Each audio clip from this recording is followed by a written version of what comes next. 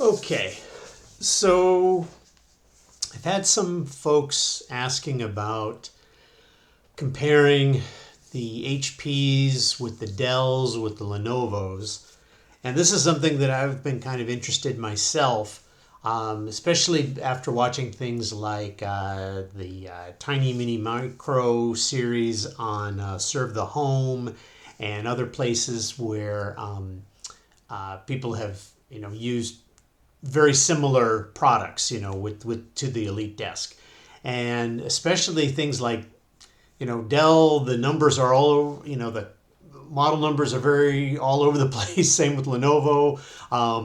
I guess the argument could be made for HP too, but at least with HP, I have a pretty good idea of the numbers, the generations, and where everything kind of falls in. So I thought I would share some of that and perhaps then take one of the models and just do a little comparison on eBay as far as what's available out there for those that maybe want to try something other than the EliteDesk, or they're contemplating between the EliteDesk and one of these Dell or Lenovo and wondering, well, what do I get different? Is how do I compare apples to apples?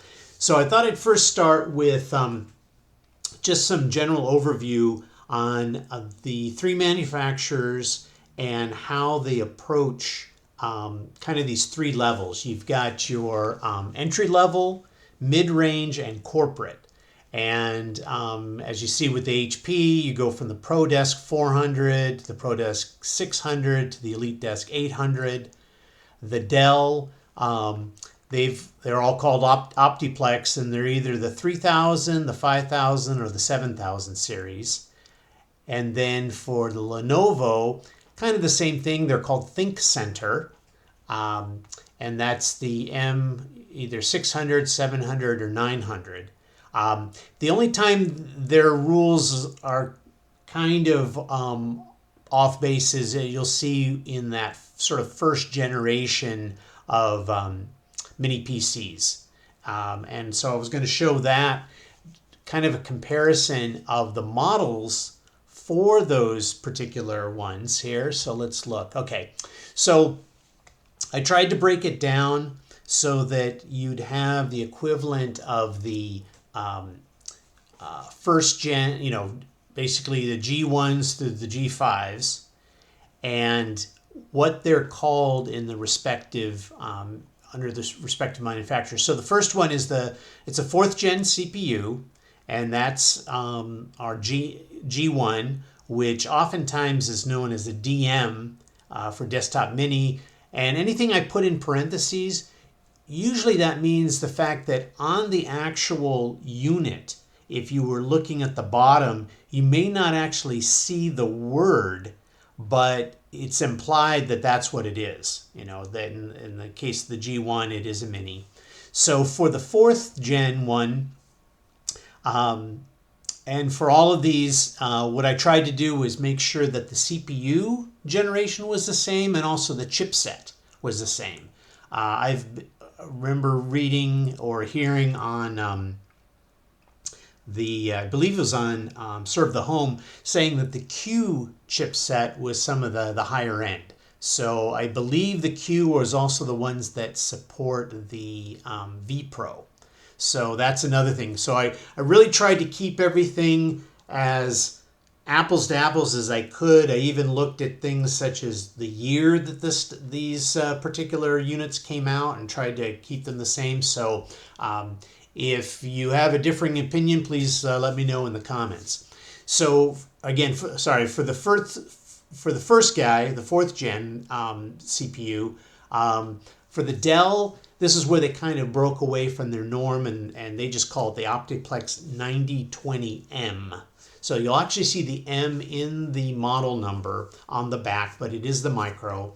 For the Lenovo, it's the ThinkCentre M93P, and that's a tiny. For our G2, which is our 6th gen Intel, Dell calls it the Optiplex 7040M. the Micro. And Lenovo, it's the ThinkCentre M900. This will come in either a Q or an X after it. The Q is essentially what we would call our, it's a T processor ones. It's our 35 watt systems versus 65 watts. So this is the 35, this is 65. You'll see later I talk a little bit more about the actual power supply units that you would need for those. We get to the G3, and of course the G3 is this one that's sort of this kind of hybrid one where it lists both the 6th and 7th generation Intel CPUs. This is the first time that Dell now actually puts the word micro after it instead of the M. Although when you're searching, you may have to still put the M at the end, just to kind of, it just depends on what the people are used to as far as their listings on eBay. ThinkCentre, it's the M910. Again, this comes in the Q or the X, and the tiny is not used there either, but again, it's implied. We get to the G4. Now, when you get to the G4 and G5, just like we know, they're very similar, so similar. I was looking at it again, and unless I was really looking for certain things, I probably couldn't tell the difference just by looking at the motherboard and the setup. They're so identical. Although traditionally they call this the 8th gen one for the G4, and they call this the 9th gen for the G5. So Optiplex 760 or 770 for the Dell, and then for the Lenovo, it seems like they called it the M920, and again, it's either the Q or the X, and they seem to imply that maybe they just came out with the same thing again in both years. And even on the Lenovo website, when you do a search, the descriptor on Google will say 8th gen, and then when you click and go there, it talks about the fact that it's a 9th gen. For the CPU. So I don't know if this was like a secondary, like a second gen of this one, but there was not an M930 as an example, and they probably did that on purpose so people didn't get confused with the M993P. So at least we know now here are kind of the models, so that if you are looking and you're trying to do apples to apples, try to use this as a guide. Do your own research too, but as far as I can tell, this is a fairly usable as far as this, sort of cross-ref and mapping. So our next one we're going to show is a little bit of comparison. Again, on the 5 generations, the G5 through G1 through G5, and just pointing out little nuances to look for and to realize. So, as an example for the 4th gen, our G1. There was no HDMI option. You couldn't even have a board that you could add to it. The HP didn't have that concept. It only came with the T processor, so it had a 65 watt power supply. Dell, the same way, had 65 watt, although you could add a optional HDMI. The Lenovo was 65 watt. But it did not have M.2, so I wanted to point that out. That first gen or first mini PC from Lenovo did not have an M.2. Then we get to the G2, the next line here. HP was nice enough to put a USB-C right in front. I've used it quite a bit myself. The others, you had to get option boards to get those added to it. Lenovo, this is when they introduced their concept of the using the non-T processor. And what they did is how we have a 90 watt. Well, it's a little confusing because 90 watt here is not the same as 90 watt here. These two together, the 90 watt was for a add-on, they called it an I/O box that added additional I/O to it. And in order to use that, you had to have a 90 watt power supply. So these two together use the T processor. The 135 watt, that's when they started getting into the 65 watt processors. But strangely enough, if you look at their specs, you could get it with a 35 watt processor, T processor. I'm not quite sure how that is. But again, and then again with this one, you could add an option board to get HDMI and those sorts of things. Obviously, the G2 also had an HDMI option. If you wanted USB-C on the Dell or Lenovo, that took an option board in order to get those. Then we get to our sort of G3 level one.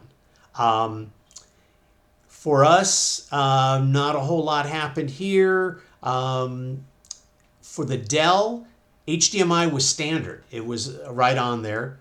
They finally added USB-C as a standard. This is also when Dell started doing where you could get the non-T processors. They jumped all the way to 130 watt in order to do that. With the and then Lenovo, one interesting thing with the Lenovo is that it had, if you got the M910X, which is very hard to find on eBay. I've looked for it. Most of the ones I found were minimum $200. Those came with actual two M.2 slots.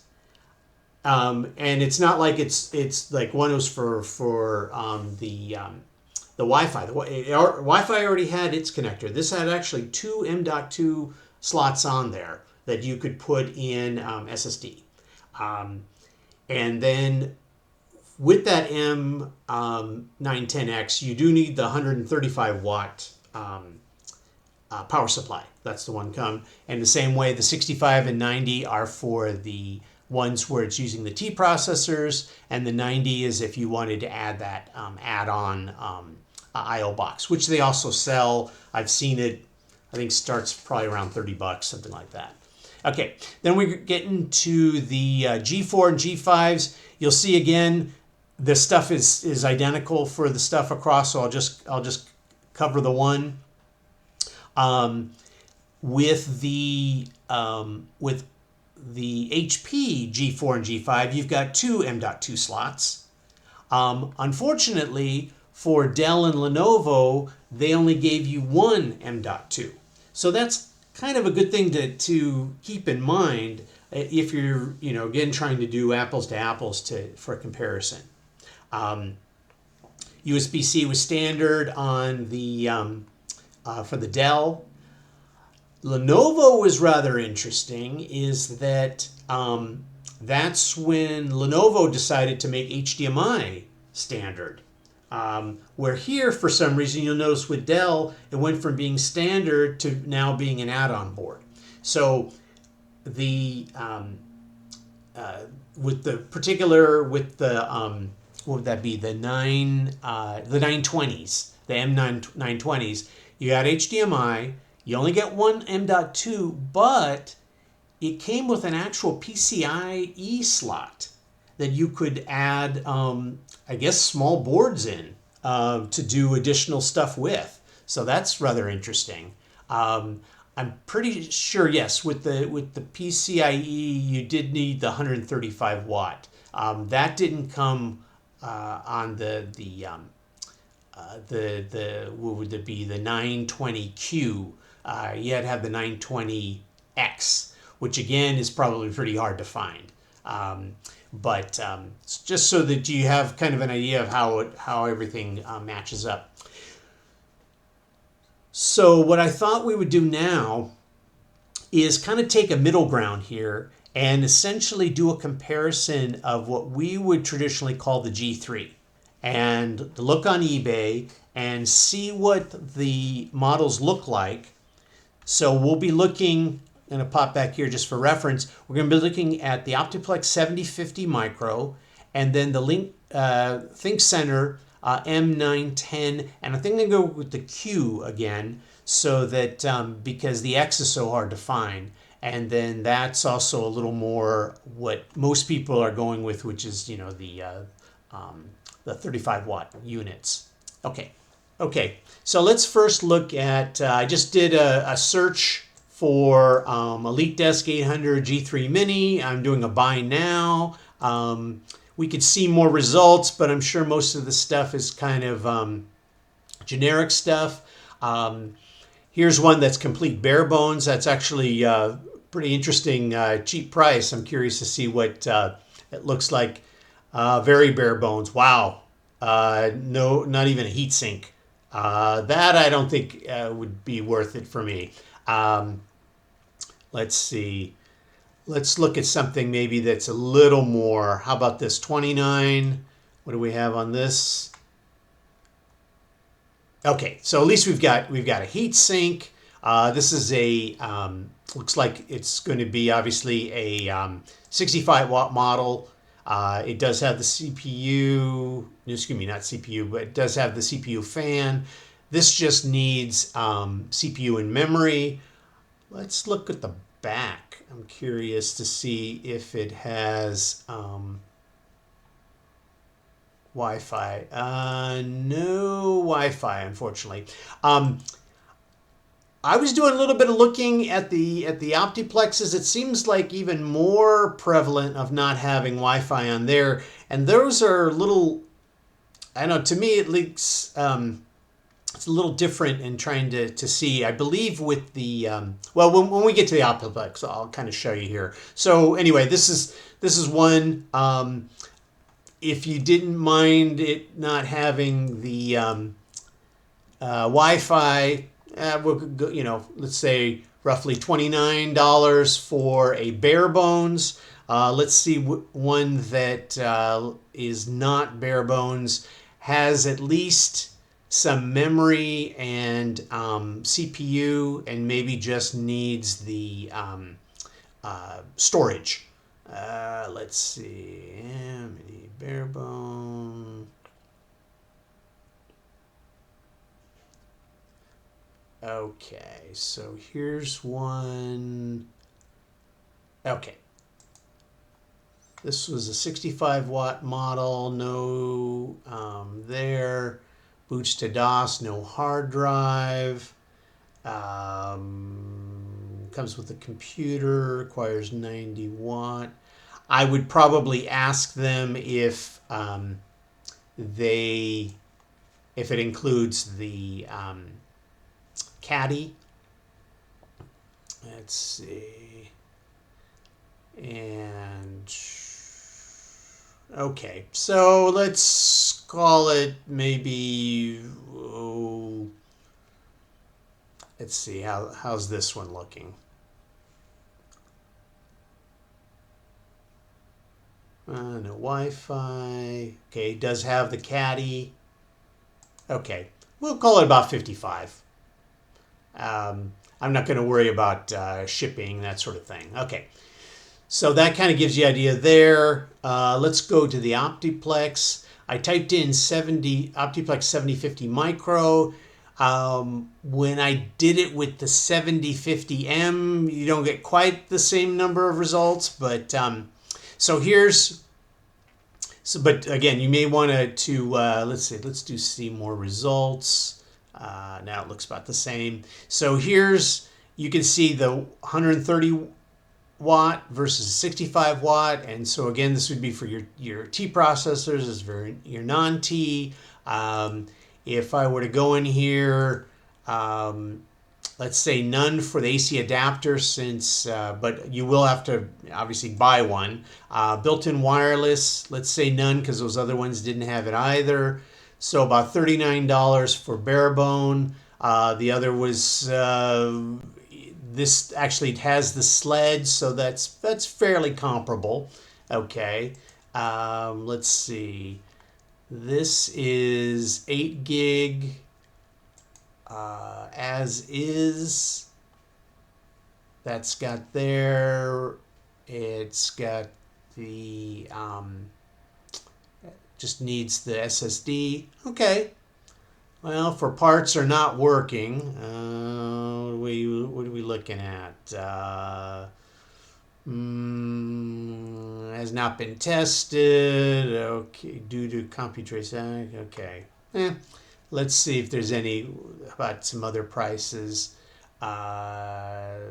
This one actually has an SSD in it for okay, so we'll call it in fairly close size. I'm not going to get too much into it in terms of let's see if you can tell on the back. So on the back, this is usually where the antennas go. I think there's one possibly on both sides, and it's hard to know if that means that it's not there. If I could see inside, you could actually see if the card was there. No AC adapter, no SSD. It doesn't specifically say that there's no. Let's see, how about this one? That one doesn't. Let's see if we can see inside. No, nothing inside. Because you can usually see the card. Let's see if we can. There's a better view. The card. Yeah, we would normally see it, I think, around here. So this doesn't have it either. Okay, so let's close some of these. Okay, now let's look at the Lenovo. So I did the M910 Tiny, but really all you're going to end up seeing is the M910Q, which is the 35 watt anyway. Let's see, we don't have to bracket. Here's a bare bones 2922. That doesn't look like it's got the connectors or the caddy, so I would probably pass on something like that. Let's see, M910, they don't show a lot here either. These do have at least the antenna for it. Let's see. Okay, so let's see if we can find one that, okay, so this one has RAM, but it says that it does not have the caddy. Interesting how the RAM is put on the bottom like that. Let's see if we can find one that's got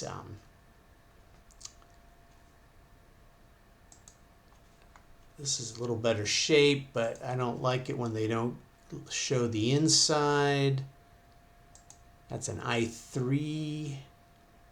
So at least it's got the sled, so or the caddy. So that's what their caddies look like.